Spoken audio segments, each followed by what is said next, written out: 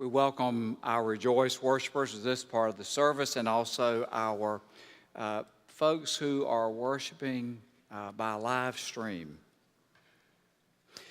On Monday night of this week, I announced to the session my retirement. And most of you received a letter this week from me about this. It has been a great spiritual adventure these 18 years. And Kathy and I are just so deeply grateful for this church community and for all that you mean to us. And if I started reflecting on those 18 years this morning, it would not be pretty. I would dissolve into tears and be an emotional wreck, not something you want to see on this Palm Sunday morning. We will have time to reflect and to celebrate over the next months. My retirement does not take effect until mid-October, and our session is already busy at work on issues of transition and getting First Pres ready to face our future. So I am not yet a lame duck. We have 6 more months of important work to do. So we'll get busy. And let's get busy with the important work of worship for Palm Sunday by reading Mark's Gospel. So from Mark 11, we hear his words. When they were approaching Jerusalem at Bethphage and Bethany, near the Mount of Olives, he, Jesus, sent 2 of his disciples and said to them, "Go into the village ahead of you, and immediately as you enter it, you will find tied there a colt that has never been ridden. Untie it and bring it. And if anyone says to you, 'Why are you doing this?' just say, 'The Lord needs it, and will send it back here immediately.'" They went away and found a colt tied near a door outside in the street. As they were untying it, some of the bystanders said to them, "What are you doing untying the colt?" They told them what Jesus had said, and they allowed them to take it. Then they brought the colt to Jesus and threw their cloaks on it, and he sat on it. Many people spread their cloaks on the road, and others spread leafy branches that they had cut in the fields. Then those who went ahead and those who followed were shouting, "Hosanna, blessed is the one who comes in the name of the Lord. Blessed is the coming kingdom of our ancestor David. Hosanna in the highest heaven." Then Jesus entered Jerusalem and went into the temple. And when he had looked around at everything, as it was already late, he went out to Bethany with the 12. This is the word of the Lord. Let us pray.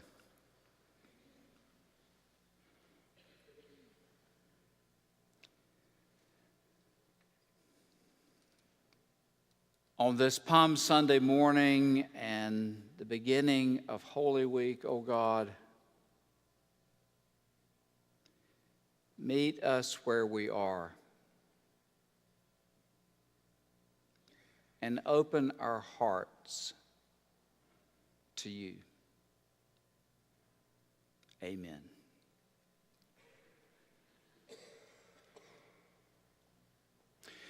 Jerusalem was packed with people. Folks from everywhere had come to Jerusalem to celebrate the Passover. Thousands had become 10,000. The streets were full. The marketplace buzzed. Children were playing in every alley. I mean, it had all the ingredients of high drama. A mild disturbance was taking place at the south gate. People stopped talking to each other and turned toward the sound. It was a chanting or a yelling or a cheering of sorts, coming from a procession of some kind. And as the procession grew nearer, the chorus became clear. Hosanna, Hosanna, they could hear. So the curious moved closer.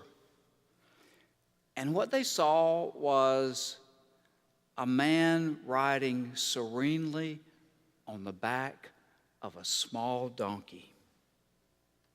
And around him was the slashing and the whooshing of palm branches. And some people even took off their coats and their robes and spread them in the street. In this very unusual scene, people were saying, Hosanna, blessed is he who comes in the name of the Lord. Hosanna in the highest. It must have been a remarkable scene. It must have been such a surprising scene on that first Palm Sunday. And as I read Mark's gospel about that first Palm Sunday, I am so surprised by many things that took place that day. But none more so than how much time is spent on the details of a donkey. That's right, a donkey. The Greek words describing these beasts of burden can be translated as donkey or colt. Mark uses the term colt, but we know from the other Gospels who tell the same story that it was a donkey. So listen to parts of that again. When they were approaching Jerusalem near the Mount of Olives, Jesus sent two of his disciples and said to them, Go into the village ahead of you, and immediately as you enter it, you will find tied there a colt that has never been ridden. Untie it and bring it. And if anyone says to you, Why are you doing this? Just say, The Lord needs it, and we'll send it back immediately. They went away and found a colt tied near a door outside in the street. And as they were untying it, some of the bystanders said to them, What are you doing untying the colt? They told them what Jesus had said, and they allowed them to take it. And then they brought the colt to Jesus, threw their cloaks on it, and he sat on it. Now, the rest of the story is about Jesus riding this donkey through the streets of Jerusalem among the hosannas and the waving of palm branches. But get this, 7 of the 11 verses describing that Palm Sunday talk about the donkey.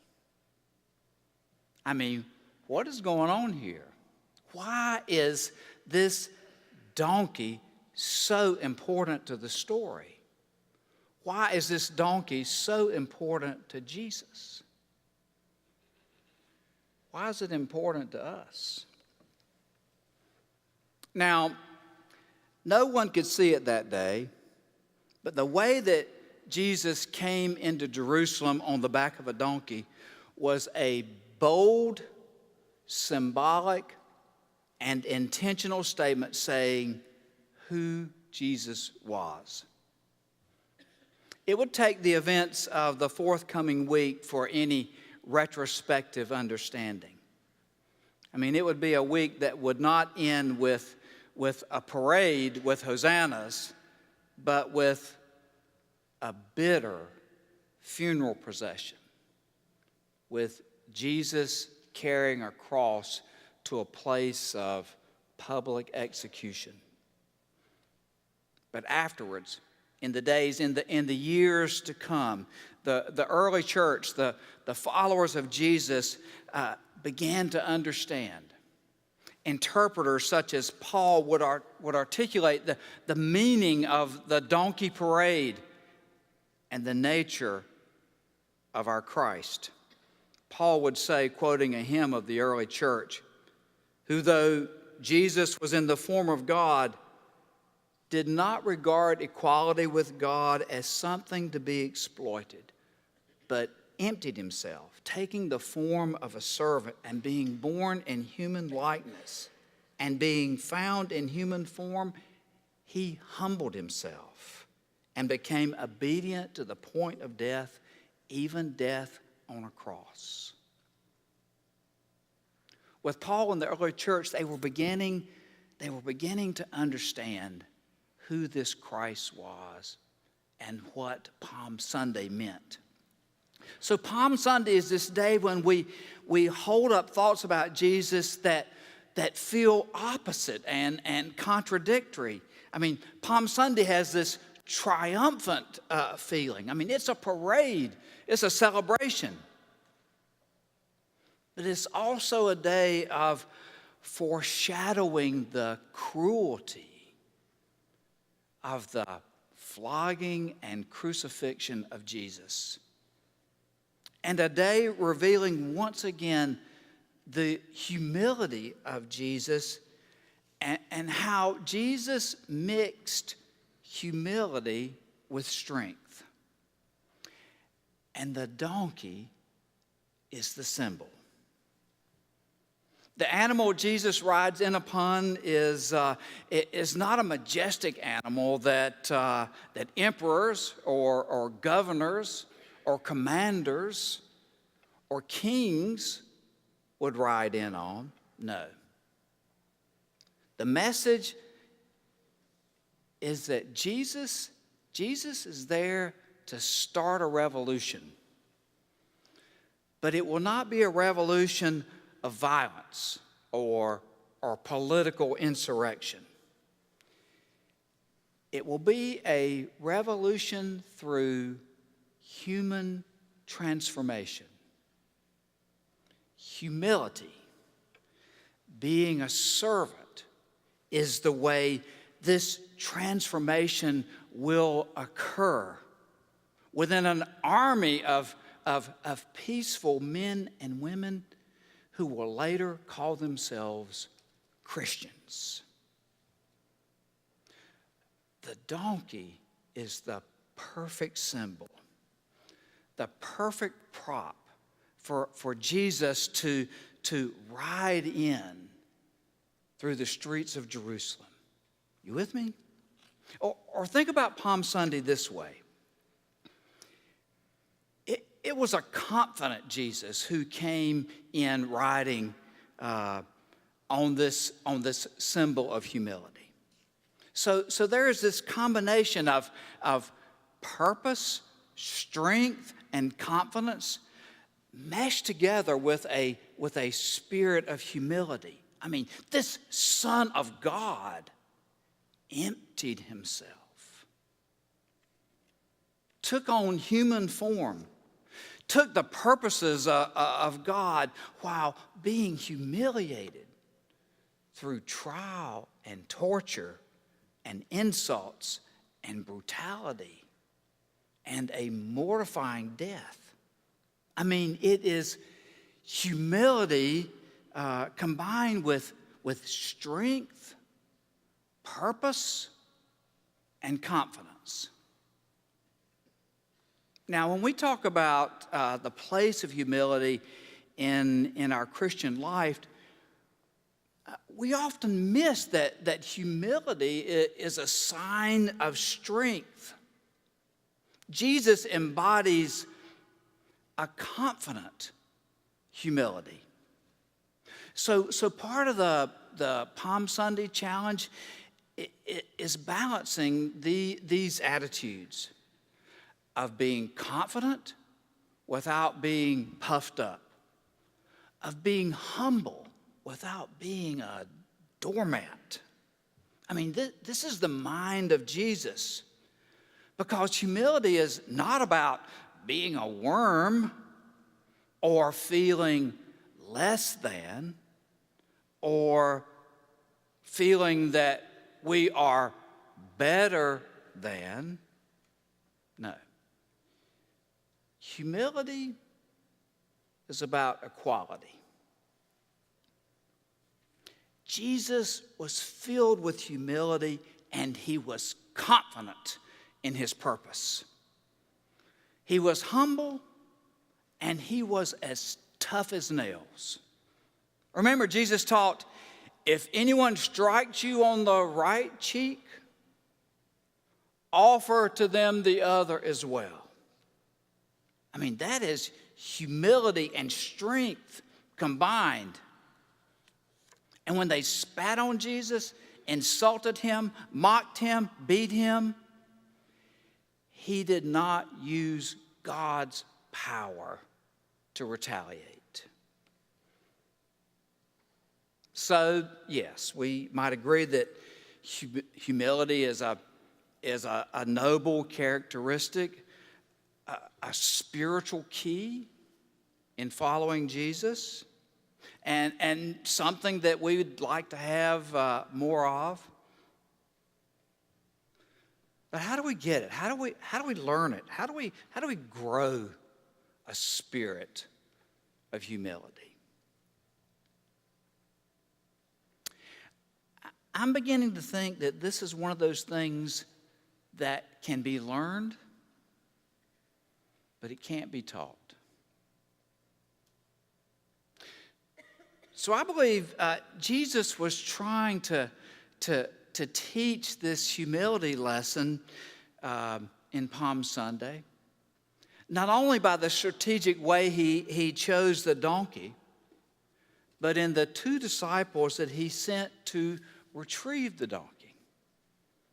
Now, Mark does not identify these two disciples by name, but I'd bet the farm that these two sent by Jesus to get the donkey were James and John.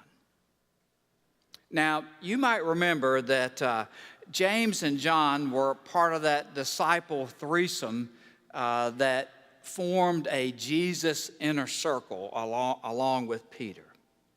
And why do I think they're the ones that are chosen by Jesus to go and get the donkey? Because just earlier in Mark's gospel, James and John have been arguing about who is the greatest among them. You remember that story? These two asked Jesus if they can take center stage, if they can sit on the left and the right hand of Jesus in his glory. They are jockeying for a position among the 12. They are looking for an elevated place of prominence. Jesus, you remember, he was not happy. So he gave them a lecture about the last being first, and that the greatest among you must be or must become a servant. So think about this. Who would Jesus assign the mundane, lowly task of getting the donkey? Of dealing with onlookers who would suspect that they were thieves, who'd have to wrestle with a stubborn animal, who'd be taken down a notch by being given this menial task.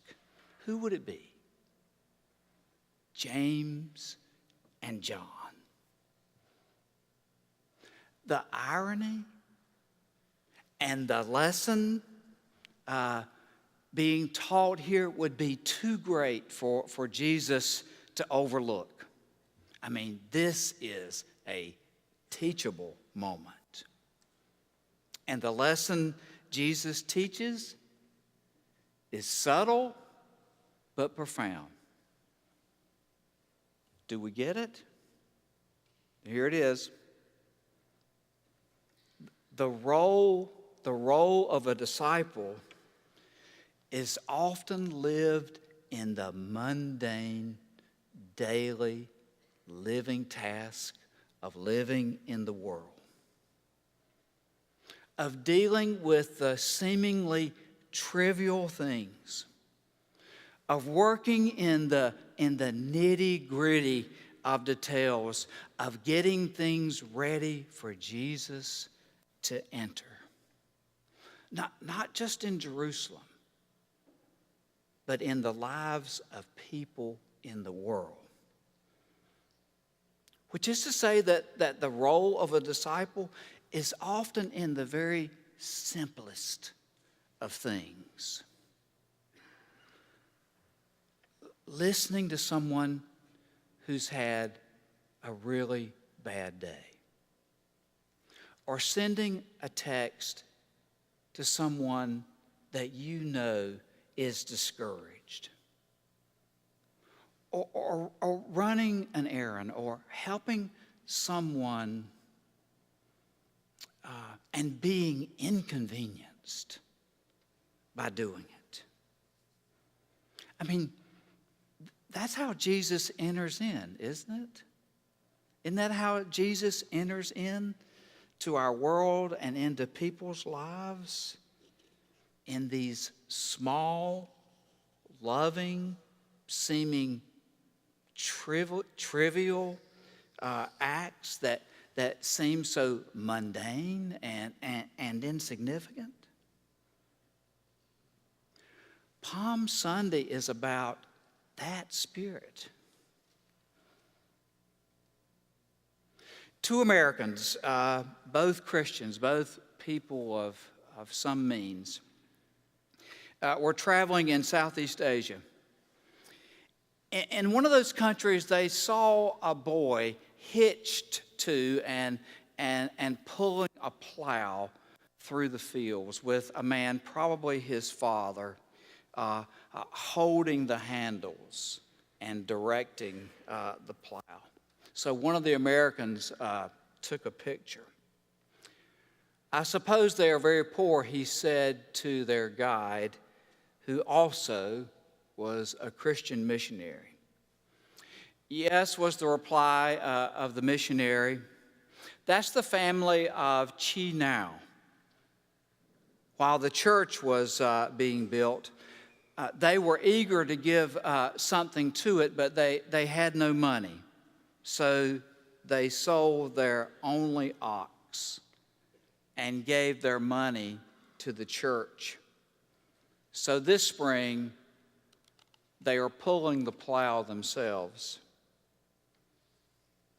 Well, the two Americans were silent for some time, and then one of them said, "Well, that must have been a real sacrifice." Replied the missionary,